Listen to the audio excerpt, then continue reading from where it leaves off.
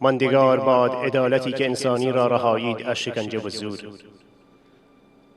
آن زمان که نباشد نشانی ز کسی که دادخواهی کند از ظالم در برابر مظلوم و ناکسان همه سرتراشیده قلندران زمان شوند،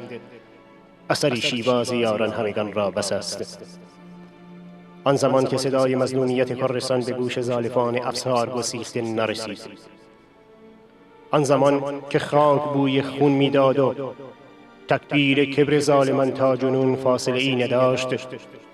صدایی از دل تاریخ ندای حقانیت را به گوش جان رساند و کوها نیز همصدا با صدیق مظلومان نمای دادخواهی را تا اعماق بر سر ظالمان فریاد کشیدند. آری،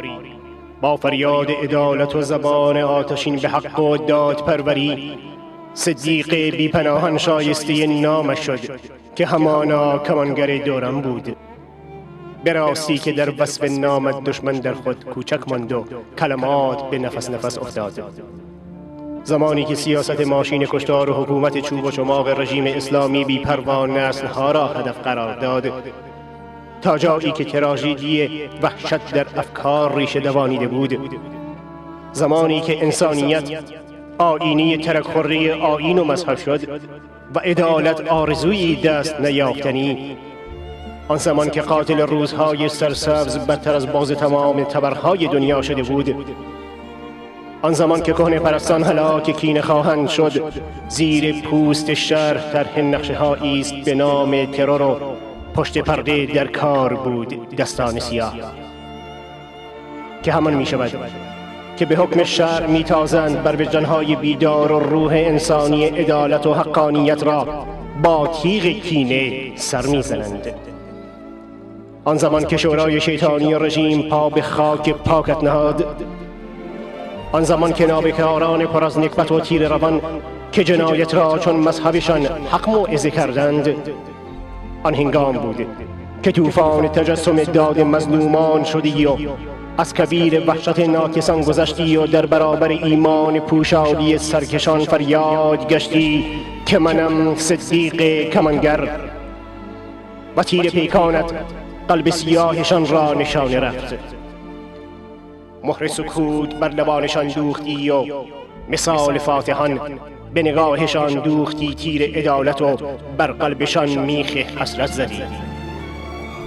به راستی که تاولگران خاکت را ان زدی بر ننگشان، به حقیقت که کیش و مات شدند، روی دستانشان ماسیدند و از آرزوهایشان آوار گشت و باطل مرد، که به خیالشان رکب خواهند زد ولی سرابی بیش ندود و رقصیدند در حرم سراب خویش. اما عقده‌های بیچون و چرای مخلوقان به ناتوانی تحمل گرایید، عقده‌هایی که در برابر اراده فولادی این تن به ذلت داد و انسان را مجرم خواند و همه چیز را جرم نامید. خندیدن جرم، گریه کردن جرم، آزادی جرم، همه و همه جرمند، تا جایی که بذر کینه در قلب‌هایشان یخ می‌زند و عزیزان من را ناجوان مردانه ترور می‌کنند. اما بدانند که از اراده خیش هم پیشه گرفتی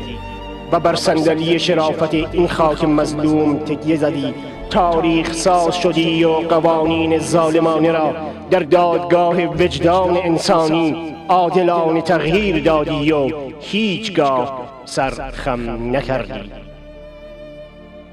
ای رهبر همیشه زنده،